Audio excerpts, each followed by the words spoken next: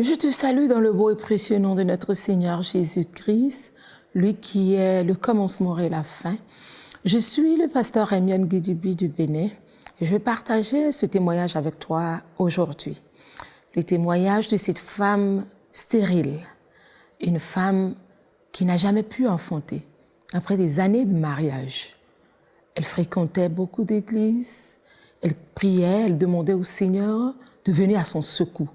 Oui, le Seigneur vient à notre secours, pas forcément par où nous pensons que le secours va arriver. David va dire, le secours, je lève les yeux vers la montagne. D'où me viendra le secours?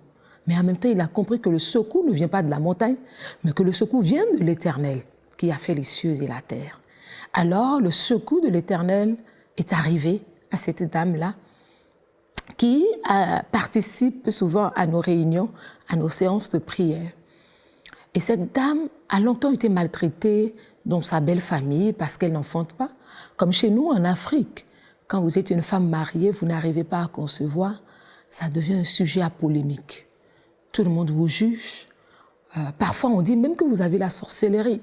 C'est pour cela que vous n'avez pas enfanté. Et beaucoup de femmes souffrent encore dans le secret. Beaucoup de femmes pleurent et demandent, elles sont prêtes à tous les coups, à tous les prix pour recevoir un enfant. Mais un homme ne peut pas donner d'enfant. Seul Dieu donne l'enfant. Parce qu'il nous a déjà promis qu'il n'y aura pas de stérile dans sa maison.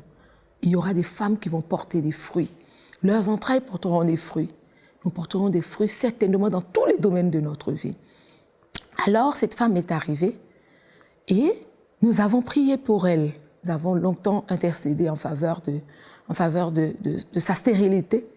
Et le Seigneur va faire le miracle.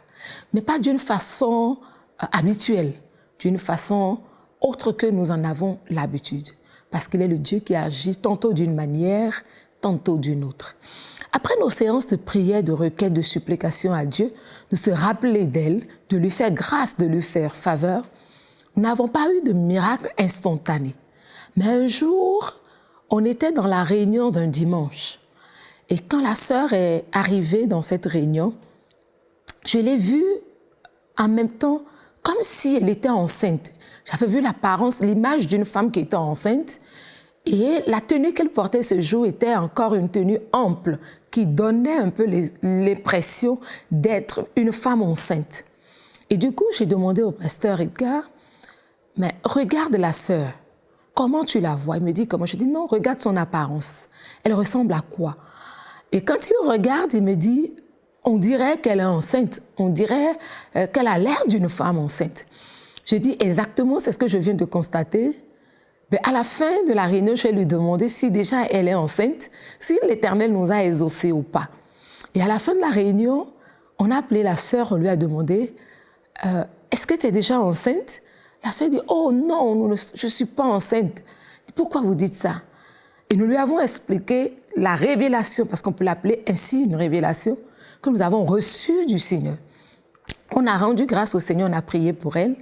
Et pendant ce temps que je priais, l'Éternel me révèle une plante qui avait juste 2 feuilles. Une plante qui avait 2 feuilles. Et quand j'ai vu cette plante, j'ai prié, j'ai dit, Seigneur, voici que la plante qui va pousser dans ses entrailles bientôt portera 2 fruits. Il ne sera pas un seul fruit. Nous avons prié pour elle, elle est partie. Quelques jours plus tard, la sœur ne venait plus à la réunion. On ne la voyait plus. Et comme il était bon, il était doux et agréable pour les frères de demeurer ensemble, de prendre nos nouvelles, on a alors dépêché une délégation de l'église pour aller la rencontrer pour voir si tout allait bien. Puisque la sœur vivait très loin. Et quand la délégation est partie, c'est là qu'on s'est rendu compte que la sœur était effectivement enceinte. Gloire à Dieu, n'est-ce pas? Alors, elle a passé tout le temps qu'il faut, la grossesse n'a pas dérangé du tout. Elle a fini par faire un enfant. Tout le monde attendait le moment extraordinaire.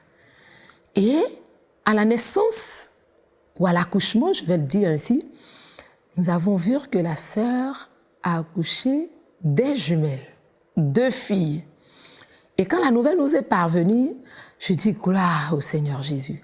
Cette plante que l'Éternel m'avait révélée, qui avait juste 2 feuilles, n'était rien d'autre que la graine de la fertilité qui était tombée en elle et qui allait bientôt porter 2 fruits qui seraient ses jumelles, qu'elle va porter dans son sein. pour montrer que quand Dieu veut vous donner quelque chose, quand Dieu veut vous restaurer, il vous comble de sa grâce. Il vous comble énormément. Alors les jumelles ont été présentées à l'Église, comme quoi le Dieu de la fertilité, c'est notre Seigneur Jésus-Christ. Lui qui agit toujours au temps juste, au temps convenable. Je dois te dire encore aujourd'hui, ne sois pas pressé pour ton miracle. Ne cours pas avant le temps de Dieu. Il est le maître des temps et des circonstances. Si tu peux attendre le temps de Dieu, il est le Dieu qui agit toujours au temps juste. Jamais trop tôt, jamais trop tard. Il arrive au temps juste, au temps convenable, que lui-même il sait. Alors tu recevras ton miracle. Je voudrais prier avec toi. Si toi aussi tu attends de recevoir le miracle de ton enfant pour accoucher. Parce que quand Dieu dit qu'il n'y aura pas de stérile dans sa maison, ce n'est pas seulement en matière d'enfant. Il n'y aura pas de stérile financier, il n'y aura pas de stérile spirituel, il n'y aura pas de stérile en matière d'action, d'activité, de bénédiction, dans tous les domaines de notre vie. Si tu attends de recevoir ton miracle, prie avec moi.